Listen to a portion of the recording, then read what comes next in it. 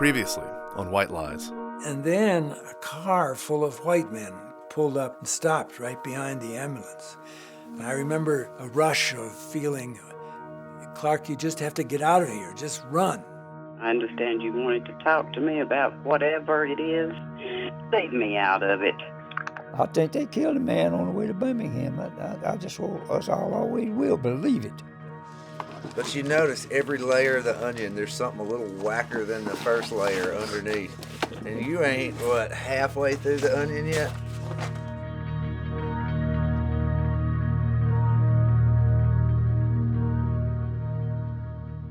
Toward the end of the trial for the murder of Jim Reeb, the defense attorney Joe Pilcher spoke to reporters on the steps of the Dallas County Courthouse. That Reverend Reeb did not receive proper medical attention and that he was negligently, and you might almost say wantonly, permitted to die. Pilcher's defense strategy was to argue that the civil rights movement was in need of a white martyr, and that the attack on Jim Reeb, the Unitarian minister from Boston, had provided the perfect opportunity for the movement to get one. That somehow, some way, the movement had conspired to kill Reeb. You said this morning in court that they willfully let him die. That was my statement, yes. Did you mean that, sir? I mean that the evidence indicates that, yes, sir. When the reporter pushed him on this claim, "Did you really mean that, sir?" Pilcher replied, "That's what the evidence indicates. Look at the evidence." That evidence Pilcher presented at trial, that's what Saul Tepper documented in his open letter to make the case for the conspiracy theory that the movement had had a hand in killing Jim Reeb. We told you last episode about Tepper, Selma's notorious propagandist. Here he is in an interview he did with a historian in the 1980s. Well, Selma was the most integrated place in the United States anyway.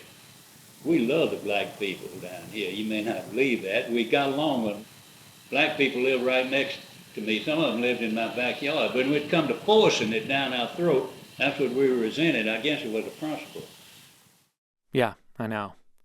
So that open letter Saul Tepper wrote in early 1966, the letter we were given in the Confederate Memorial Circle, in that letter, Tepper makes three main claims to prop up the conspiracy theory about Reeb. So we decided to fact-check these claims.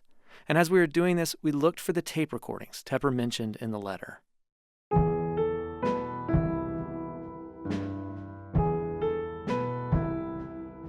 Remember, Tepper claimed to know so much about the case because, he wrote in the letter, the judge allowed him to tape record the entire trial. Tepper's passing mention of these tapes was like a dangling thread, a thread that we hoped could connect us back to that moment in 1965. But once we started pulling on this thread, we realized it had become woven into the fabric of life here in the years since. And so as we followed the thread, we began to unravel a strange and illuminating story about Selma, then and now.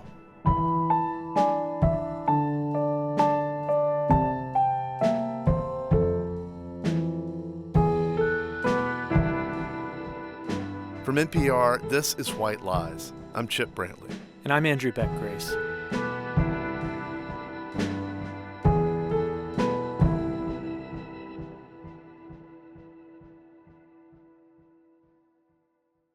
In the winter of 1965, Vicki Levi was a medical student at Yeshiva University in Queens when she heard about an opportunity to go provide medical care for civil rights workers in the South.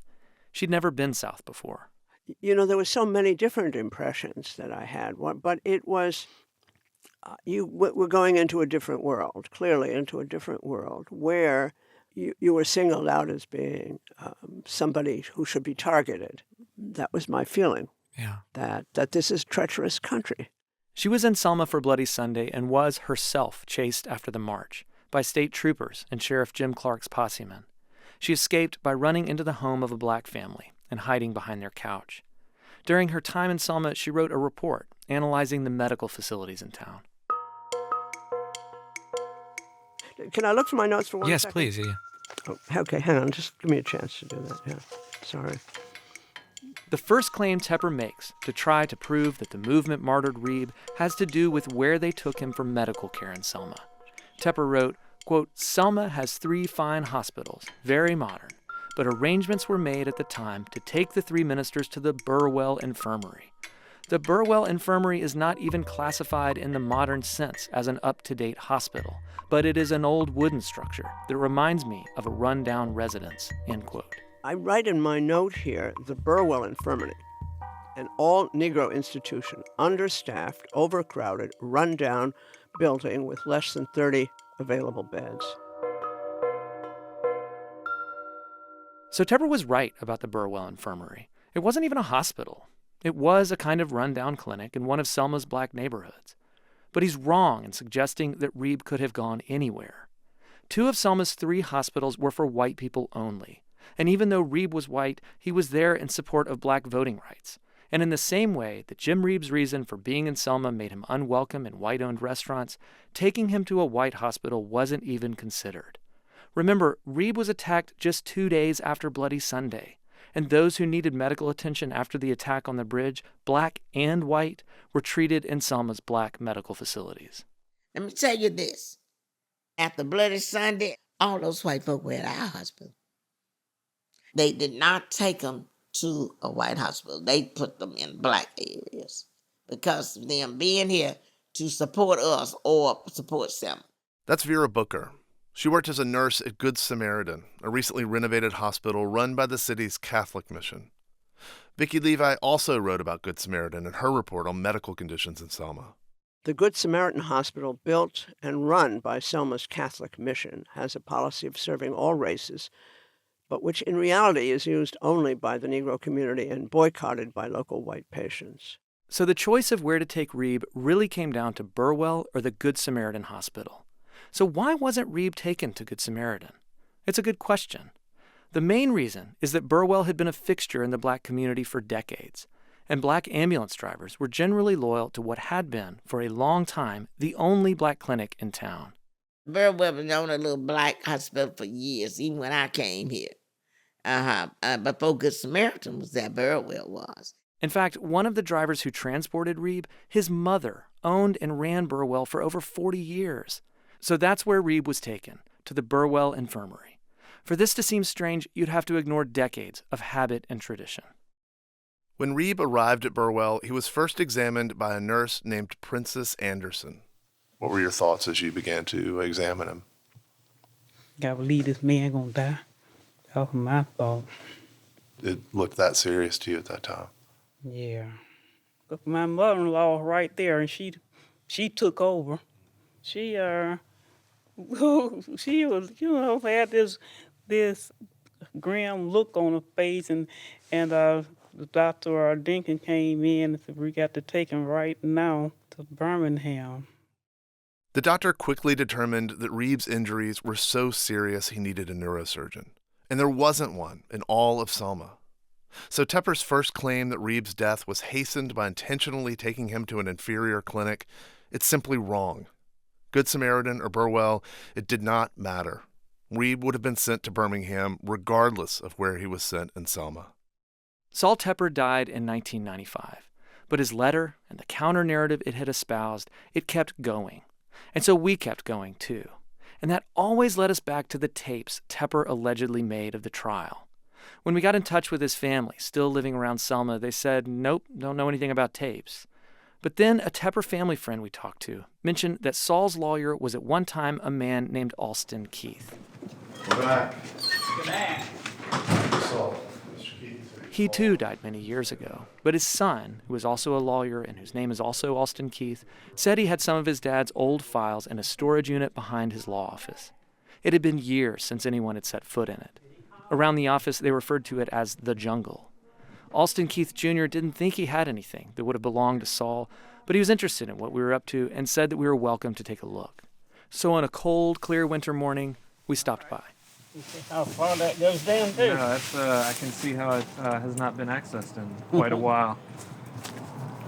So this used to be the Keith's house, is that right? It used to be his mom and dad's, the grandparents' house. Okay. And this, I assume this used to be the servant's place. Okay. All right. No light. Enter at your own risk. Right. Saul Tepper and Alston Keith's father were two leaders of the Dallas County Citizens Council, an all-white group of businessmen and civic leaders who opposed any form of integration. In the 1950s and 60s, these citizens' councils were common all over the South.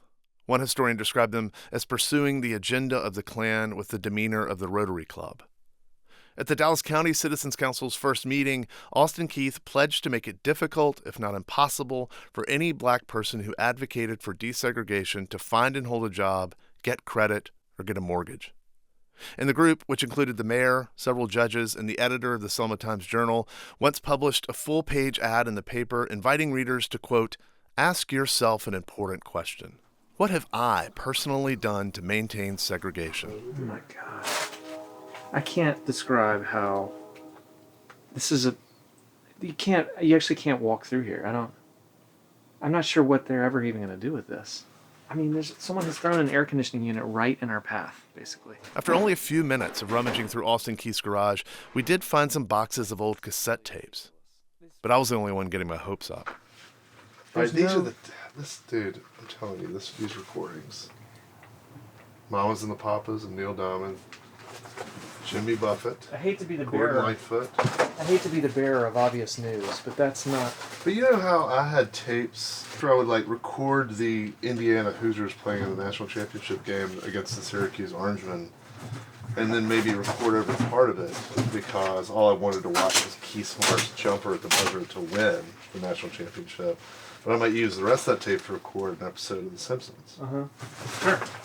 So what I'm saying is this tape that says Gordon Lightfoot and the Mamas and the Papas I think it really has could actually be Gordon Lightfoot in it. That's not Tepper tapes, I'm just telling you.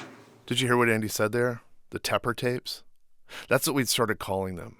We'd taken this brief mention of a recording referenced in a passing line from a letter written more than 50 years ago, a letter by a well-known propagandist.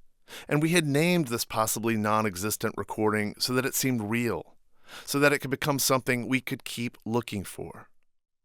But after a while of searching, even I could see the Tepper tapes were not here in the storage shed that used to be Austin Keith's grandparents' servants' quarters. I didn't want to admit it, really, but Andy was getting cold and hungry. And when he gets cold and hungry, he gets fussy. This is really stupid. Let's get out of here. It's a good thing you're wearing your mountain climbing jacket. I'm telling you. Protect me from I think you need some protection from your own stupid ideas, too. Does it include any of that? I don't think there's a jacket for that. It's too late. Too late. Sometimes when I find myself on wild goose chases with Chip Brantley, I'm reminded of Raymond Chandler's iconic detective Philip Marlowe. The protagonist of Chandler's crime stories from the 30s and 40s, Marlowe is basically the archetype for the film noir private eye. These stories invariably start with Marlowe minding his own business until trouble walks into his office.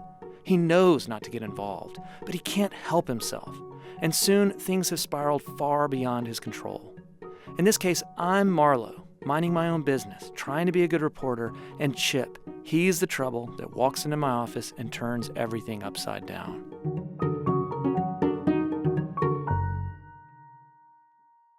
Saul Tepper's second big claim in his letter is that those with Reeb intentionally delayed getting him to University Hospital in Birmingham, that they permitted him to die so that the civil rights movement would have a white martyr to help get voting rights legislation passed.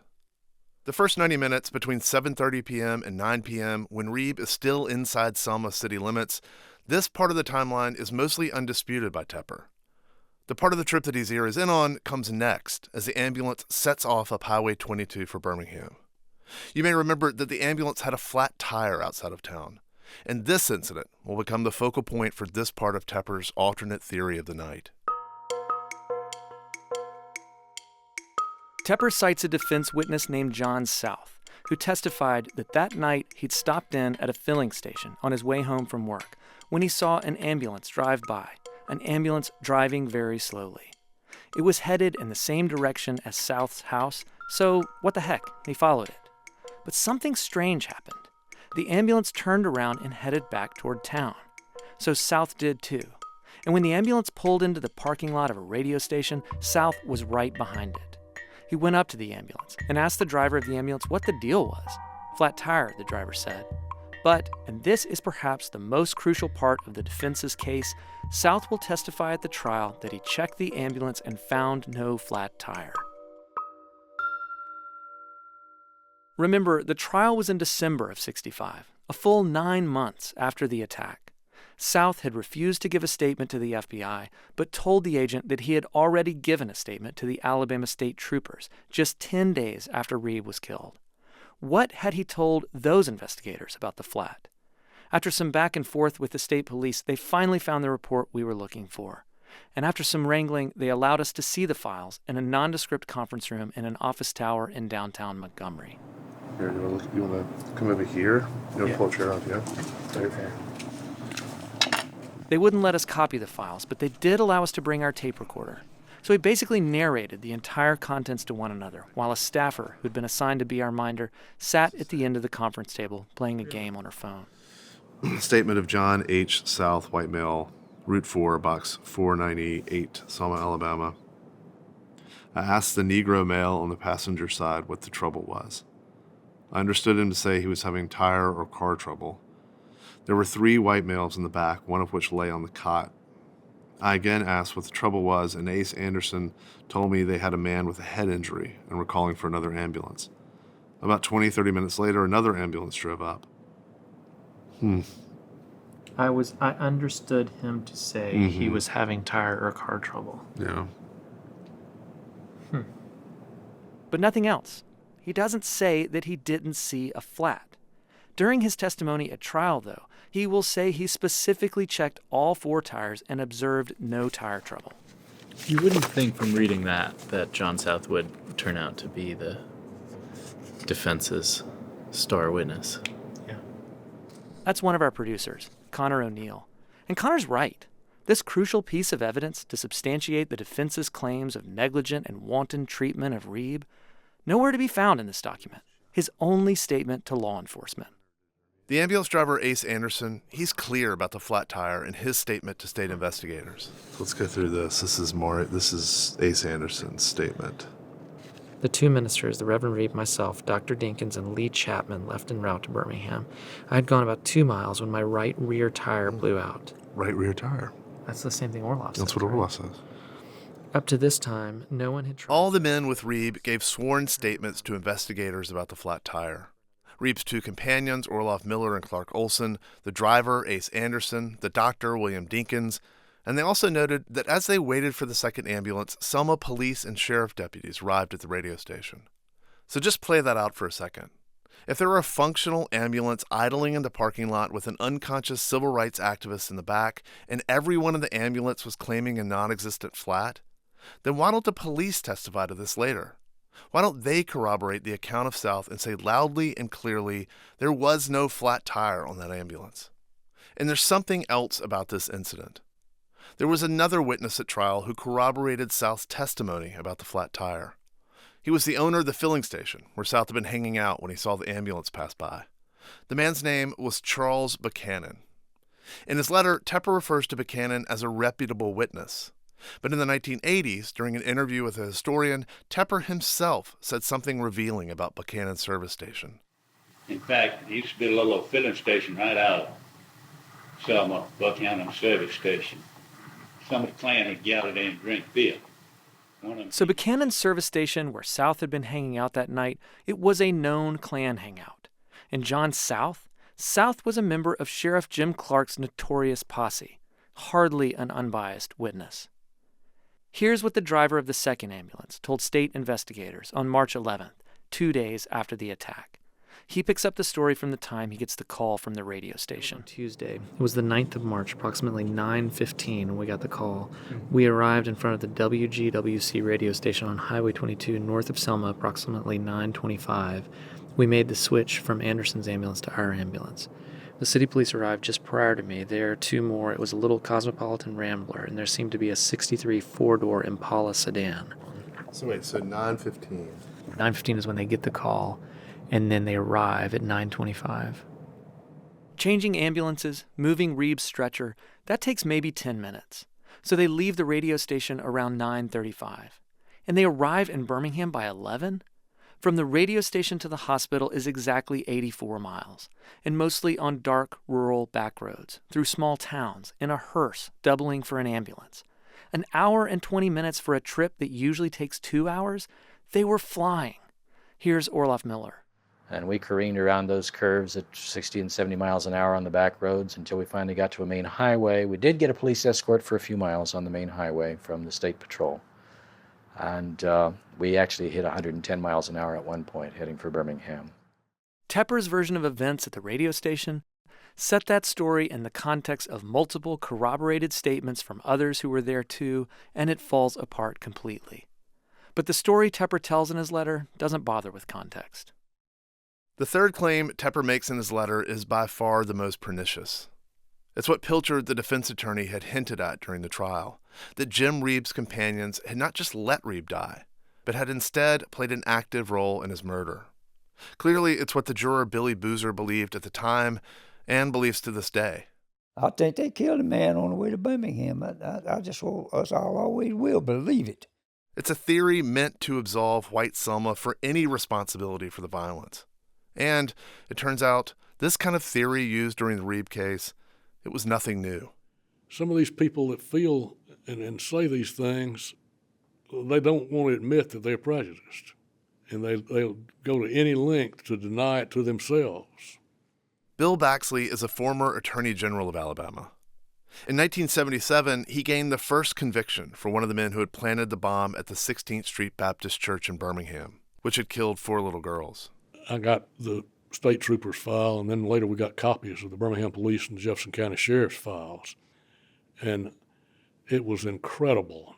Most of the stuff in all those 3 files were useless because most of the man-hours spent by the state and local authorities were aimed at investigating this crazy, nutty theory that the blacks had bombed themselves trying to get sympathy for the cause.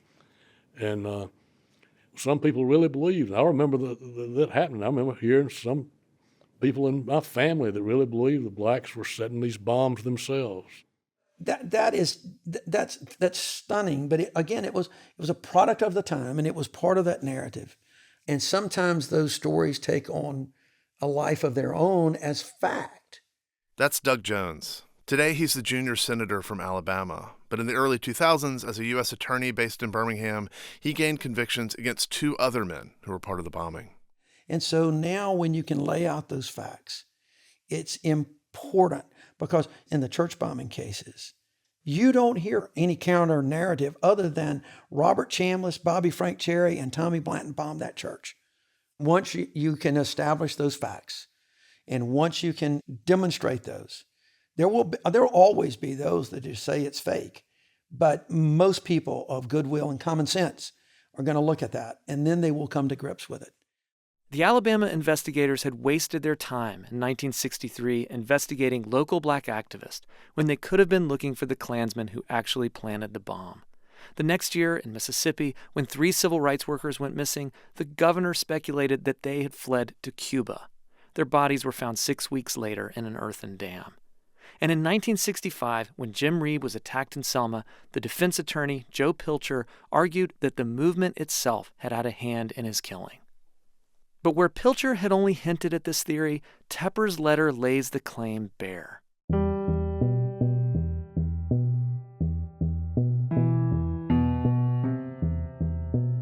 To justify this claim, Tepper isolates one part of Dr. William Dinkins' testimony, that in his examination of Reeb, he thought maybe the injury was just a bruise. What Tepper fails to mention is that this was the first thought Dinkins had at the very beginning of the examination. It was just a provisional diagnosis, a starting point. But then Tepper skips over the next phases of Dinkins' exam. In his statement to the FBI, Dinkins describes how he felt around the wound and began to suspect a skull fracture, how he ordered an x-ray to be taken, how right after Reeb vomited and lost consciousness in the x-ray room, Dinkins saw evidence of a blood clot, how within a matter of minutes, Dinkins had determined that Reeb was severely injured and needed to get to Birmingham to see a neurosurgeon. When we interviewed 2 of the university hospital doctors who treated Reeb, they said his symptoms were classic hematoma, when veins around the brain tear, allowing blood to accumulate between the brain and the skull. This is Alan Dimmick, the admitting physician. He had a big hematoma and a skull fracture, and the neurosurgeon had to operate on that. And again, because of the head injury, he was unconscious. And this is James Argiers, the neurosurgeon who operated on Reeb. was obvious that he was comatose, and there was hardly any response to anything. So I just rushed him right away, right up to the operating room, and removed a large, what they call epidural hematoma, epi. And then placed him on a respirator. And I had a bad feeling that he was going to survive. These kinds of injuries generally cause the brain to bleed slowly. So the symptoms, headache, confusion, loss of consciousness, and eventually life-threatening pressure on the brain, they develop over time. This explains why Jim Reeb was able to, with help, get up and stumble to safety.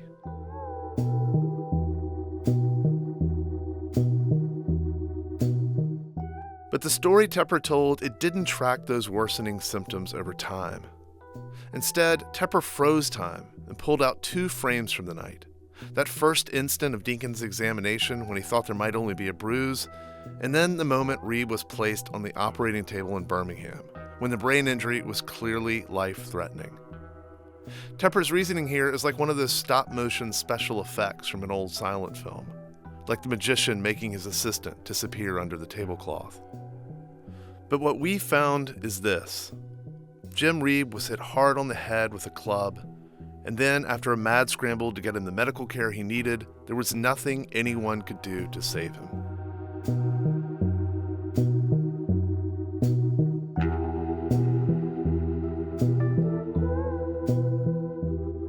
We'll be right back.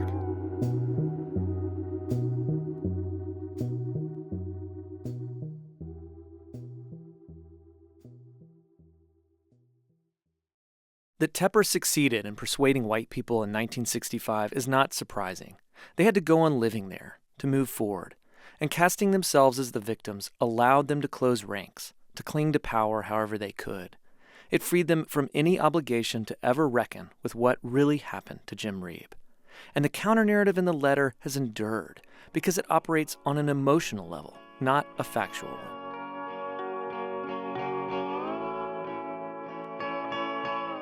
We got in the habit of just asking everybody we talked to if they knew anything about the Tepper tapes. Ever hear anything about Old Man Saul recording the Reeb trial? Did you ever see a big recorder in Judge Moore's courtroom? It was our lame, occasionally awkward version of Columbo's Just One More Thing gambit. Except, unlike in Columbo, the technique had never paid off. Not, at least, as it related to our search for the tapes. But we did hear some stories about Saul. I've interviewed Saul, mainly about putting fluoride in the water, or rat poison as he called it. They had quite a group of people that were against fluoride in the water. Saul Tepper, now there was a real piece of work. The Teppers, or some of them had colorful nicknames. It was Pookie Tepper was one, and somebody said, if you want to talk to a crazy Tepper, you ought to go see Saul Tepper in Selma, so that's how I found him. He was out in the woods and either involved with an axe or a chainsaw and cut a big hunk of his foot off, perhaps even half, and he grabbed it and took it to the hospital hoping they could sew it back on, and they stopped the bleeding and said, no, we can't do anything with it, and they just flipped it over in the garbage on his way out. And to see him, you wouldn't think he had a dime, multi-millionaire. He wore Rustler blue jeans that cost $6.95 a pair maybe. Bought a new truck every year and a half, and tore it up going across the cow pasture. You see an old white man come down the street in a brand new truck, with like he'd been in demolition derby with it. You know, where the cows would run into him and stuff.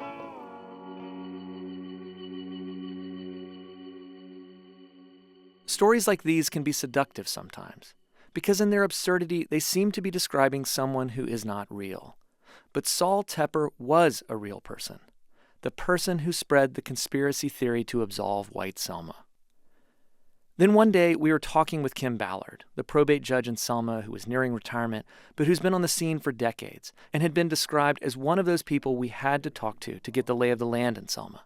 And suddenly, our wild goose chase started to pay off. Yeah, one of the rumors that we've heard about the trial in '65 was that Saul Tepper Sr., who is now deceased, got permission from Judge Moore to set up an audio recording station and basically get tape of the whole trial. I've heard of that. I heard that Jim Rutledge was the one that taped it. Who's that, Jim? Jim Rutledge. He's dead now. He was an avid photographer and fool with recordings. I've heard that. You know what? I mean, someone who takes a lot of pictures and was into recordings probably kept all that stuff ostensibly. Do you know anything about it? No. The houses that they lived in is for sale. They had a place out back, a garage or something. And did you see any big recordings with Jim Reeb, 1965 written on it or anything? I can't talk about that. I don't know if there's a phrase to describe going down a rabbit hole and then going down an entirely different rabbit hole while you're still down the first rabbit hole, but that's what happened to us after hearing the name Jim Rutledge. Some people called him Jim, others called him Rutledge. His wife called him by his middle name, Calhoun. And for reasons that are still unclear to us, a lot of other people called him Turkey Bill. Anybody who knew Turkey Bill will tell you he was a mechanical genius. Somebody who could disassemble, fix, and put back together any machine. Turkey Bill loved antique cars, collecting them, restoring them. The thing Turkey Bill is most known for around Selma is the so-called atomic car he built. The details are murky, but legend has it that Turkey Bill had an inside source at the hospital in Selma who would pass along radioactive material, which he used to somehow power a small Chevy truck. The story goes that eventually the feds got wind of what was going on and came to Selma to investigate.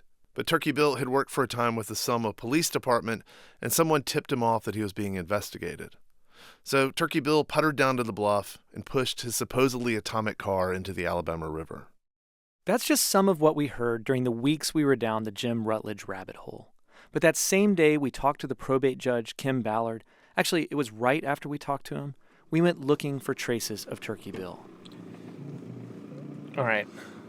So this is, what street is this? Well, we're on McLeod. Now we're on McLeod. We're going to take a right on Church. And so the address you got was from the phone book, and it was of the... it was Jim Rutledge in the phone book, which makes sense. I mean, that maybe his wife just kept the listing.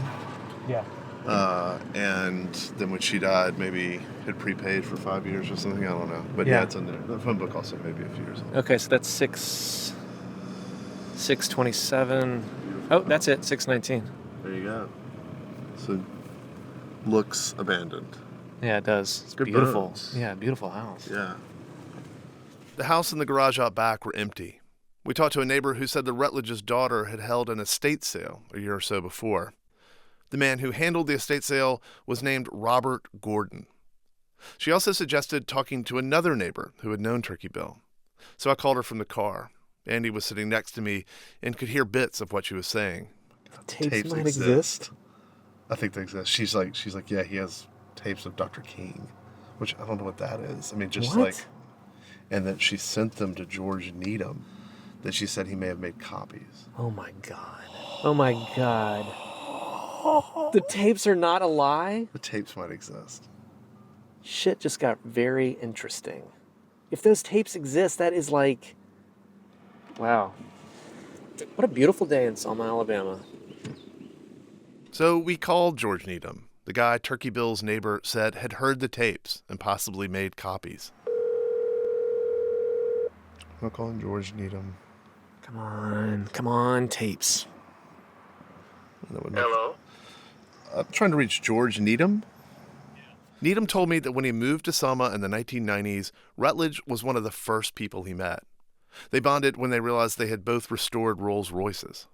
They were both into cars, both really into mechanical things in general. I was speaking earlier today with some people in Selma about some tapes I'm looking for, and your name came up as somebody who might possibly know something about these tapes. A, whether they exist or not, and B, if they ever existed, whether they're still around.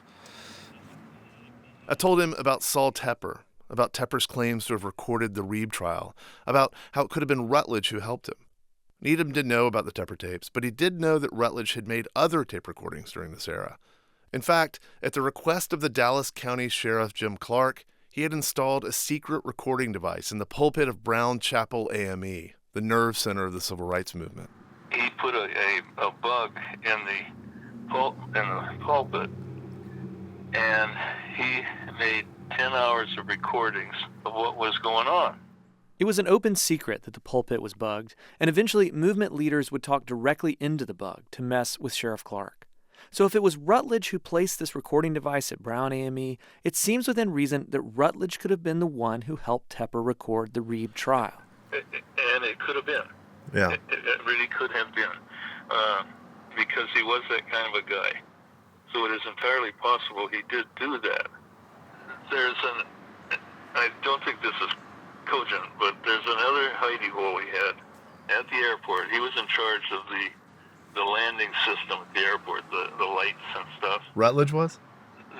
Every airport has a lighting system. Right. He was in charge of that. Just before you get there, there's a concrete building off to the side. That would be a hidey hole if there's anything. And that, right there, that incidental, oh yeah, don't think this is cogent comment from George Needham, that is how we ended up spending a day searching through the cream-colored concrete bunker that was Turkey Bill's last hidey hole. This building smells like your grandmom's house. Yeah, it does. Remember Dan from last episode? Our chaperone at the decommissioned Air Force Base?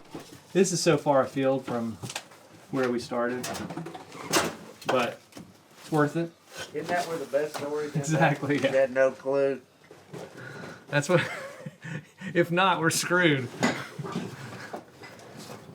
Now, were y'all having many people you run into that just don't want to talk? Yep. As you might imagine. Are more of them older than younger? The younger people don't know anything to talk about.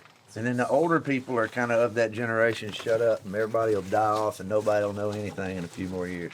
A little bit of that. Also just people saying, what good is talking about any of this stuff going to do for any of us? I think to some degree it's helpful to discuss it. If you don't have a factual portrayal of what happened, I think you are bound to repeat it. If you document it and learn from a mistake, are you less likely to make the same mistake again? Right. Or do we wait 60 years and forget we did it and it repeats itself? But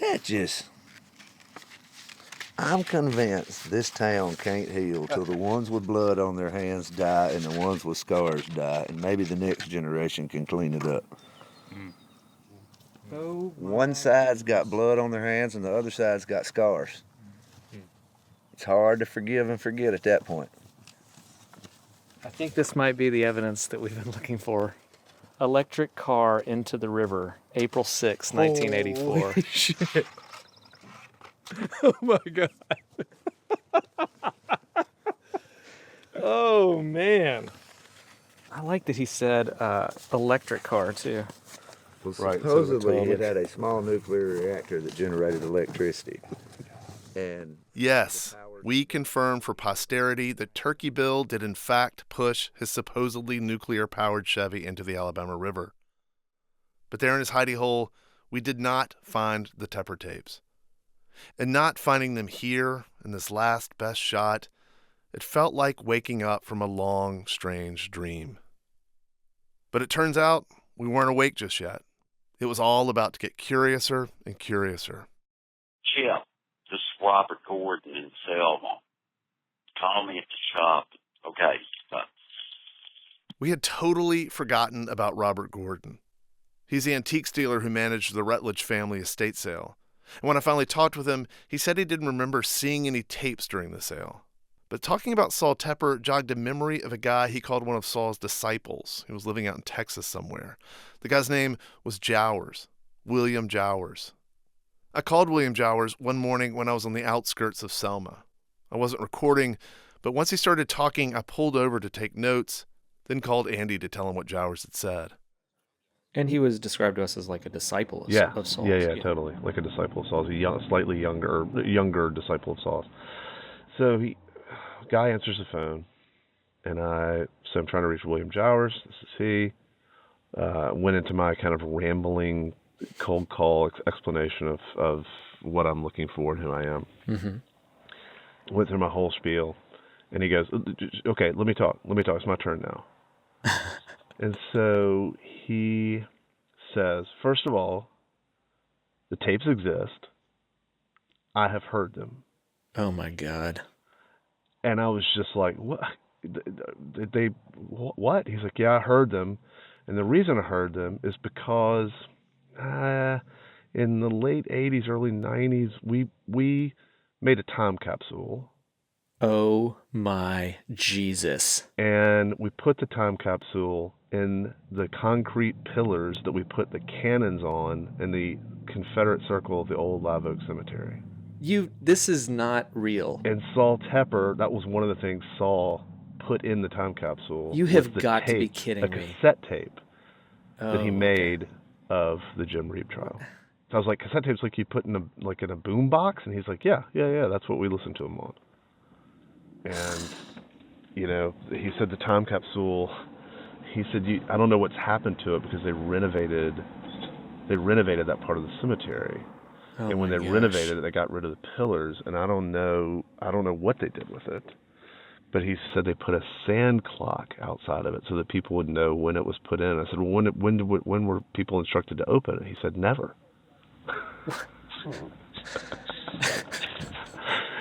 He's like, we just put it in there as a relic. We didn't have any instructions for anybody to open it. I don't know what to do with that. Which felt very Selma. It does. It feels very Selma, but also just like, what? I just don't even, that doesn't even, I can't, that comes into my brain and then my brain just fumbles around with it. I don't understand, like, whose idea was that and at what point were they like, what would be really great about this time capsule? To never open it. I know, for it never to be found. I cannot believe that they buried that stuff in the ground with no intention of ever taking it up again. Oh, God. Oh, man. Yeah. Okay, so what's next? Well, I think Pat Godwin, right? I mean, I think it's got to be Pat Godwin. Pat Godwin, president of Selma Chapter 53 of the United Daughters of the Confederacy and a friend of Forrest, the very person who gave us the Tepper letter in the first place. I called Pat and reminded her that we had met before. When I told her I was working with NPR, she said, "I'm sorry," and then called it one of the world's largest communist organizations. I really wish we could play Pat's voice for you right now, but she declined this Pinko's request to record our conversation. I asked if she knew anything about the renovation Jowers mentioned, and if so, what might have happened to the cannon pedestal containing the time capsule. She said, "Yeah, I know exactly what he's talking about. That renovation was mostly my doing." "What about the pedestal?" I asked. "Was it destroyed?" "No," she said. "Of course it wasn't destroyed. It's property of Selma Chapter 53 of the UDC. The pedestal was just relocated." "Where?" I asked. "To my farm," she said. "The pedestal with the time capsule sits on the grounds of Fort Dixie." For a long time, I tried to persuade Pat to let us crack open the pedestal, remove the time capsule, and digitize the Tepper tapes. But she refused. Finally, I tried one last appeal to history. "There were pretty much no records left of the Reeb trial," I said. "This was really our only shot at getting something for the historical record. If we didn't do it now, what Tepper had hoped to preserve would be gone forever." She said, "Don't you find it incredible that those records are gone? They don't want people to know the truth about what happened to Jim Reeb. That movement had to have its white martyrs."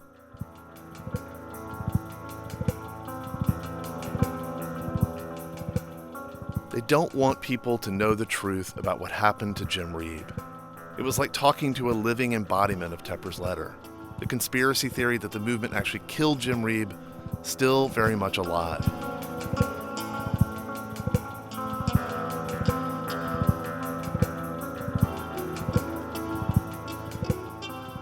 So there we were, the tapes buried, entombed even, in the pedestal of a Confederate memorial. A marker to the lost cause now held the evidence we'd been looking for, and those who could let us have access to it would rather let this particular story of the past remain unchallenged. The trial records, Tepper's letter, the tapes, they weren't going to tell us the truth of what really happened to Jim Reeb that night. But we found another way, and now our story is about to change. Because we found someone who was there that night, who saw it all. Someone who, after years and years of silence, is finally willing to talk. Of course, I was scared shitless because I didn't know whether they'd gonna get off or not. But I was glad when they did. So, even though they were guilty, and I knew they were guilty, and they knew they were guilty. next time on White Lies.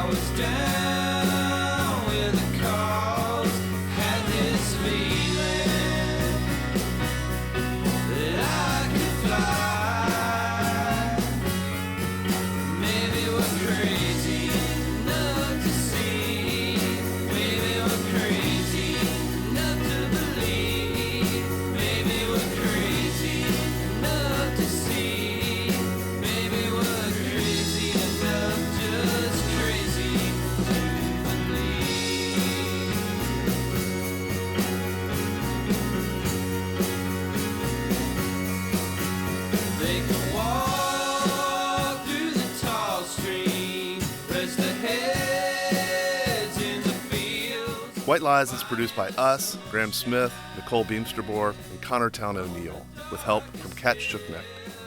Our researcher is Barbara Van Workum. Robert Little is our editor.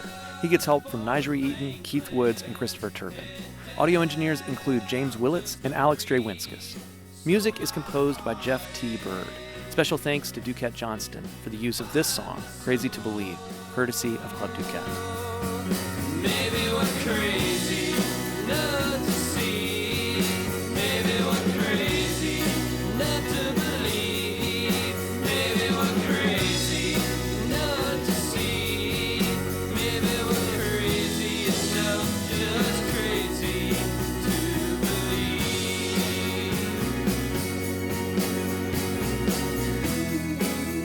Archival tape in this episode comes from Washington University in St. Louis, ABC News, and WATV Birmingham. Special thanks to Stephen Longenecker, Michael Robinson and the Alabama Law Enforcement Agency, Tim L. Pennycuff and UAB's Lister Hill Library, and the people at the Craig Field Airport and Industrial Park. Neil Carruth is NPR's general manager for podcasts, and Anya Grundman is the senior vice president for programming. Visit us on the web at npr.org/whitelies.